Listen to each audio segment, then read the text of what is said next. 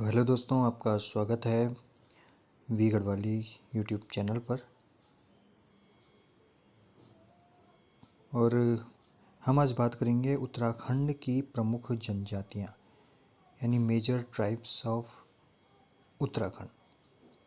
तो कौन कौन सी मेजर ट्राइब्स हैं, आपको पहले इनके बारे में बता दूं कि उत्तराखंड में थारू, जौनसारी, बोक्सा, भोटिया और राजी ये जनजातियां मुख्य रूप से आती हैं। 1967 के अनुसूचित जनजाति के अंतर्गत इन्हें रखा गया है। और अगर बात करें तो सबसे अधिक जो जनसंख्या है जनजातियों की, वो उधम सिंह नगर में है, जो कुमाऊं मंडल के अंतर्गत आता है। और सबसे कम जो संख्या है वो है रुद्रप्रयाग जनपद में। तो उत्तराखंड की ये प्रमुख जनजातियां कौन हैं, उनमें सबसे पहला नंबर आता है थारू जनजाति का। तो थारू जनजाति उत्तराखंड में जनसंख्या की दृष्टि से अगर देखें तो सबसे बड़ी जनजाति है। ये जनजाति उधम सिंह नगर के खटीमा, किच्छा और सितारगंज के 141 गांवों में निवास करती है। उत्तराखंड के अलावा थारू जनजाति जैसे बिहार, उत्तर प्रदेश, नेपाल, महाकाली नदी यानी नेपाल के नज़दीक वहाँ भी मिलती है। इनकी शारीरिक बनावट की अगर बात करें तो कद छोटा होता है, मुख चौड़ा होता है, मंगोलों से इनकी बनावट मिलती है। अधिकतर जो जनजातियाँ हैं उनका जो शारीरिक बनावट है वो एक सी ही पाई जाती है। और ये थारू जनजाति, इसे जो लोग हैं वो अपने आप को महाराणा प्रताप के वंशज समझते हैं। अक्सर एक सवाल पूछा जाता है और ये बहुत उपयोगी भी है, महत्वपूर्ण है आपके आगे में जो परीक्षाएं हैं समूह गौर के उस नज़र से, कि थारू जनजाति का प्रमुख पर्व जो है खिचड़ी नृत्य, ये किस जनजाति में खेला जाता है, मतलब खिचड़ी नृत्य किस जनजाति में किया जाता है, तो वो आएगा थारू जनजाति में। और बदला विवाह और लठ भरुआ भोज, ये भी थारू जनजाति में प्रचलित है। असल में लठ भरुआ भोज होता है कि जब थारू जनजाति में लड़का और लड़की का विवाह होता है तो जो लड़की होती है वो 1 माह बाद अपने ससुराल को जाती है। मतलब 1 माह तक, यानी 1 माह तक वो अपने मायके में रहती है। अगर इस दौरान उसका पति किसी कारणवश उसकी मृत्यु हो गई तो क्या करते हैं, जो पत्नी है यानी जो लड़की है उसके घर वाले फिर लठ भरवा भोज इस प्रथा को चलाते हैं और लड़की का विवाह फिर किसी और से कर देते हैं। इस जनजाति में याद रखिए कि 1 माह तक लड़की को लड़के के घर भेजने की प्रथा है, ठीक है। और ये स्वनिर्मित शराब चढ़ाते हैं अपने देवी देवताओं पर, और ये हिंदू धर्म के अनुयायी हैं। अगला जो आता है वो जौनसारी जनजाति, और ये बेहद महत्वपूर्ण है थारू जनजाति के बाद, क्योंकि जो जौनसारी जो जनजाति है वो उत्तराखंड के देहरादून, उत्तरकाशी और टिहरी इन जनपदों में मिलती है। सबसे ज़्यादा मिलती है देहरादून के चक्राता, कालसी, त्यूनी और लाखा मंडल क्षेत्र में, और फिर आती है टिहरी के जौनपुर और उत्तरकाशी के परगनेकान क्षेत्र में। इनका संबंध जो कहते हैं इंडो आर्यन परिवार से मिलता है, और ये देवघारी और हिमाचली भाषा इनकी बोली में झलकती है। जौनसारी असल में इनकी मुख्य भाषा है, लेकिन देवघारी और हिमाचली भाषा भी इनकी बोली जाती है। ये जनजाति खसास, कारीगर और हरिजन खसास नामक 3 वर्गों में बांटी गई है। मतलब खसास और कारीगर और हरिजन खसास, इन 3 वर्गों में इस जनजाति को बांटा गया है। तो इसे याद रखिएगा, क्योंकि परीक्षा के लिहाज से ये महत्वपूर्ण हो सकता है कि खसास जो वर्ग है वो किस जनजाति के अंतर्गत आता है। तो आप कहेंगे जौनसारी जनजाति के अंतर्गत।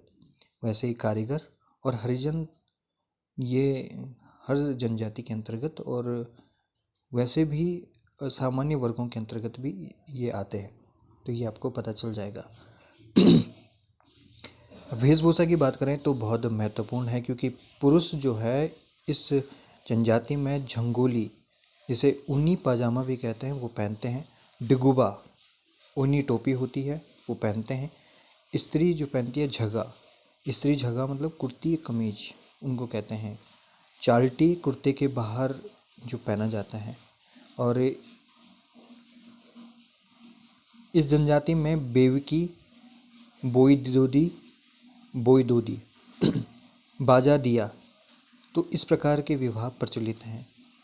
तो पूछा जा सकता है ये कि बेवकी, बोई दोदी और बाजा दिया किस जनजाति में विवाह प्रचलित है, तो आप कहेंगे ये जौनसारी जनजाति के अंतर्गत प्रचलित है। इस जनजाति के लोग हिंदू धर्म के उपासक तो हैं, और इनका जो प्रमुख जो देवालय है वो है हनोल। ये पूछा भी गया था कभी कि जौनसारी जनजाति का प्रमुख देवालय कौन है, तो उसमें हनोल इनका प्रमुख देवालय है। तीज त्यौहार ये भी मनाते हैं। और बिस्सू जो है, जो बिस्सू मेला भी लगता है, बिस्सू बैसाखी इस जनजाति के लोग बड़े धूमधाम से मनाते हैं। पंचाई पांचों यानी दशहरा, दियाई यानी दिवाली, माघ त्योहार, नुणाई, जागड़ा, अठोई, अठोई मतलब जन्माष्टमी, ये विशिष्ट त्यौहार ये लोग मनाते हैं। और सबसे खास बात है कि इस वंश के जो लोग हैं अपने आप को पांडवों का वंशज कहते हैं, इस जनजाति के लोग। और ये एक खास परंपरा है इनकी कि ये दिवाली के जो दिवाली का त्यौहार है वो दिवाली के 1 माह बाद मनाते हैं। और उस दिन वो खेलते हैं होला, जिसे भ्योलो भी कहते हैं हमारे यहाँ, उसे खेलते हैं। महासू इनके प्रमुख देवता है, और ये अपने गाने सुने भी होंगे, महासू। ठीक है।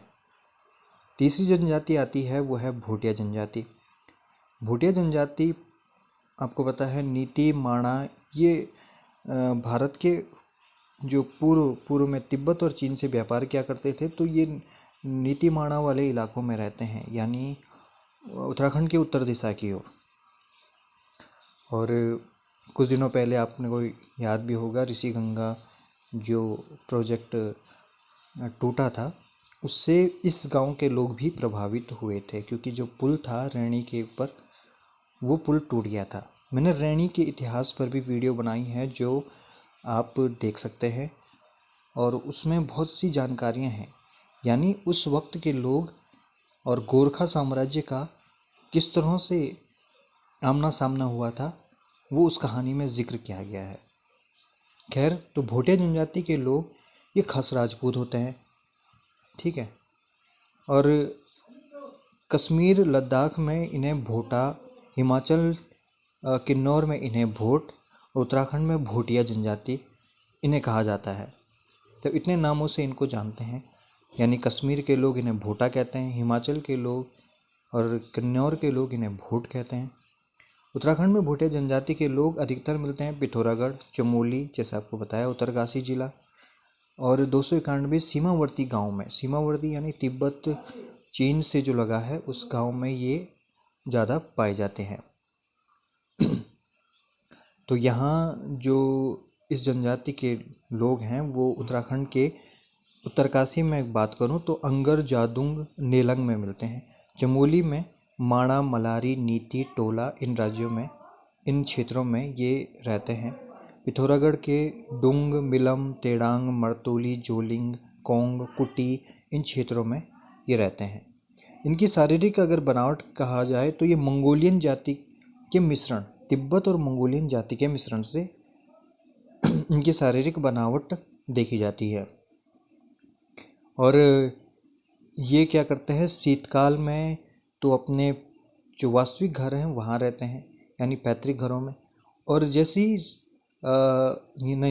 ग्रीष्मकाल में जैसे ही शीतकाल शुरू होता है तो वो आकर निचले स्थानों पर ठहर जाते हैं।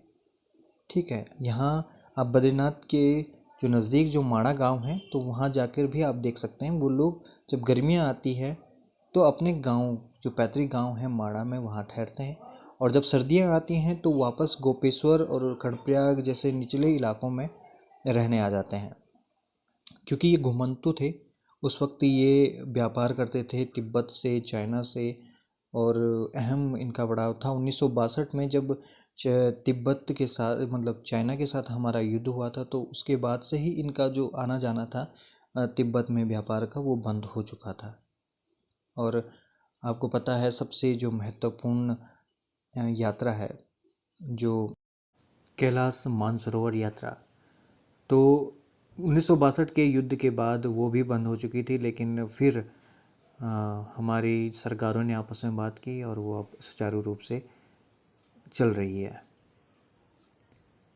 अगर पारंपरिक परिधान की अगर बात करें तो पुरुष रंगा मतलब घुटने तक का एक कोट पहनते हैं। आपने देखा भी होगा एक घुटने तक का वो कोट, जो काले रंग का भी होता है ना, वो पहनते हैं। गेजू या खगचसी मतलब ऊनी पजामा, क्योंकि ऊंचाई वाले इलाकों में रहते हैं तो ठंड होती है, तो इसलिए गेजू या खगचसी ये पहनते हैं। चुंगुठी या चुकुल टोपी हुई इनकी। बांखें यानी ऊनी जूते हुए। स्त्रियाँ जो पहनती हैं वो हैं च्यूमाला, एक मैक्सीनुमा, एक लंबा वस्त्र होता है जो नीचे तक होता है। ये असल में क्योंकि तिब्बत और यहाँ से इनकी जो वेशभूषा है मिलती है, तो तिब्बतियन जो देखेंगे आप चाइना के लोग, उसी तरह का ये एक मैक्सीनुमा वस्त्र होता है। ठीक है। और जोख्या, जुख्या ये कमर में बांधने वाला वस्त्र है। असल में देखा भी होगा आपने, चुबती, जूजिया कमर में लपेटने का वस्त्र यार ये पहनते हैं। ठीक है। और ये महत्वपूर्ण है, इन्हें याद रखिएगा कि कौन कौन से वस्त्र ये इनके प्रयोग में हैं, जैसे गेजू या खगचुसी, खगचुसी नहीं खगचसी। और ठीक है, तो इनके जो उपासना ये करते हैं, ये हिंदू देवताओं के उपासक हैं और बौद्ध की भी ये उपासना करते हैं। भोटिया जनजाति के लोग नंदा देवी, भूमियाल, ग्वाला, दुर्गा आदि की उपासना अपनी रक्षा के लिए करते हैं। ठीक है, नंदा देवी, भूमियाल, ग्वाला, दुर्गा आदि की। और 12 वर्ष में यहाँ कंडाली नामक पर्व भी मनाया जाता है। अगर कभी आएगा, ये वैसे बहुत छोटी सी जानकारी है लेकिन हो सकता है महत्वपूर्ण हो, क्योंकि समूह गौ के अंदर UKSSC कुछ भी पूछ सकता है। UKPCS के हिसाब से भी ये महत्वपूर्ण है कि कंडाली नामक पर्व है वो किस जनजाति में मनाया जाता है, तो आप कहेंगे भोटिया जनजाति में, और हर 12 साल के अंतर्गत ये मनाया जाता है। इसके बाद आता है बोक्सा जनजाति। बोक्सा जनजाति के लोग ये तराई भापर के क्षेत्र में रहते हैं, यानी उधम सिंह नगर के बाजपुर, गदरपुर, काशीपुर, नैनीताल के रामनगर, पौड़ी के दुगुड्डा, देहरादून के विकासनगर, डोईवाला एवं सहसपुर, मतलब ये अब बढ़ चुके हैं वैसे, लेकिन मुख्य तौर पर ये तराई भाबर वाले इलाके, ये उधम सिंह नगर के इलाकों में पहले रहते थे। अब ये 173 गाँव में निवास करते हैं। और सबसे ज़्यादा जो बहुल क्षेत्र है इनका वो है नैनीताल और उधम सिंह नगर जो बताया, और इन इलाकों को कहते हैं बुक्साड़। इनके वंशजों के बारे में विद्वानों का मत है कि इन्हें पंवार वंश का कहा जाता है, मतलब पंवार वंश के ये इन्हें माना जाता है, इनके वंशजों को। और इनका जो मूल निवास है ये चित्तौड़ कहा जाता है। बुक्सा जनजाति 16वीं सदी में बनबसा चंपावत में आकर बसे थे। तो अगर किसी जनजाति के बारे में बात करें तो सबसे पुरानी जनजाति के आधार पर भी इसे देखा जा सकता है कि 16वीं शताब्दी के अंतर्गत ये चंपावत में आकर बसे। ठीक है। और कहते हैं कि इनके जो वंशजों को महाराष्ट्र से भगाया गया था मराठों द्वारा। जनजाति के लोगों की जो शारीरिक है, इस जनजाति के लोगों की बनावट, शारीरिक बनावट है मिश्रित प्रजातीय लक्षणों को इंगित करती है। और बोली भी इनकी कोई विशिष्ट नहीं है, मतलब अपनी कोई बोली नहीं है। और जनजाति के परिधान में पुरुष धोती पहनता है, कुर्ता पहनता है, सदरी, पगड़ी, और स्त्रियां लहंगा, चोली पहनती हैं। ये भी हिंदू देवताओं के उपासक हैं। काशीपुर की चामुंडा देवी इस जनजाति की सबसे बड़ी देवी मानी जाती है। तो ये क्वेश्चन पूछा जा सकता है कि आपके चामुंडा देवी किस जनजाति की सबसे बड़ी देवी है? तो आप कहेंगे बोक्सा जनजाति की। और बोक्सा जनजाति के उत्थान के लिए नैनीताल और उधमसिंह नगर में बोक्सा परिषद की भी स्थापना की गई है। अगला जो आता है वो है राजी जनजाति। राजी जनजाति के जो लोग हैं वो भी पिथौरागढ़ जिले के धारचूला, कनाली छीना, डोडीहाट, और ये कनाली छीना आपने सुना ही होगा, ये हमारे पुरातत्व के अवशेष भी यहाँ से मिले हैं इसके नज़दीक से। 7 गाँव में चंपावत के एक गांव में निवास करते हैं। तो ये क्या करते हैं, 7 गांव और चंपावत के एक गांव में निवास करते हैं। इनकी संख्या मतलब कम है। ये अन्य जनजातियों की तुलना में सबसे छोटी जनजाति है। कौन है सबसे छोटी जनजाति? राजी जनजाति। ये सबसे छोटी जनजाति है। इस जनजाति के लोग खुद को हिंदू बताते हैं और वर्ण क्रम में ये खुद को राजपूत बताते हैं। और मुंडा बोली, याद रखिएगा, मुंडा बोली किस जनजाति की भाषा है? तो आप कहेंगे राजी जनजाति की। ठीक है, ये पूछा भी गया था यूके SSC के क्वेश्चन पेपर में। इस जनजाति के लोगों का जो परिधान है ये अंगरखा है, पगड़ी है, चोटी भी रखते हैं। महिलाएं लहंगा, चोली, ओढ़नी धारण करती हैं। और इस जनजाति में विवाह के पूर्व संगजांगी व पिंठा संस्कार और पलायन विवाह का भी प्रचलन है। संगजांगी व पिंठा संस्कार, ठीक है, पिंठा संस्कार तो जानते होंगे, एक लंबी पिठाई जो लगाई जाती है। पलायन विवाह भी प्रचलित है। इसमें बहू की जगह पति वधू के घर रहने की प्रथा है। अब इसमें उल्टा है इस जनजाति में, यानी आमतौर पे तो बहू यानी बेटी पति के घर जाती है, लेकिन यहाँ उल्टा है, पति वधू के घर रहता है। और पुनर्विवाह का भी यहाँ समान अधिकार दिया गया है। तो अगर देखें तो ये एक विकसित जनजाति के तौर पर हम इसे देख सकते हैं। राजी जनजाति के सर्वाधिक लोग पिथौरागढ़ में निवास करते हैं। तो ये थी उत्तराखंड की कुछ खास जनजातियाँ, और ये प्रमुख जनजाति हैं राजी जनजाति, बोक्सा जनजाति, आपके भोटिया जनजाति, जौनसारी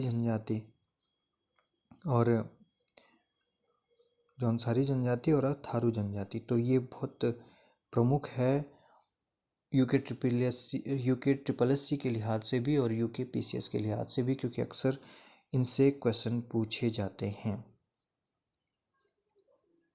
तो आज के लिए इतना ही, मिलते हैं अगली वीडियो में। और आप हमारे यूं ही वीडियो देखते रहें, और पसंद आए तो सुझाव देने के लिए आप हमारे कमेंट बॉक्स में, वीडियो के कमेंट बॉक्स में अपने सुझाव दें, ताकि हम अपनी बात में और कुछ सुधार कर सके, खुद में सुधार ला सके। तब तक के लिए जय हिंद।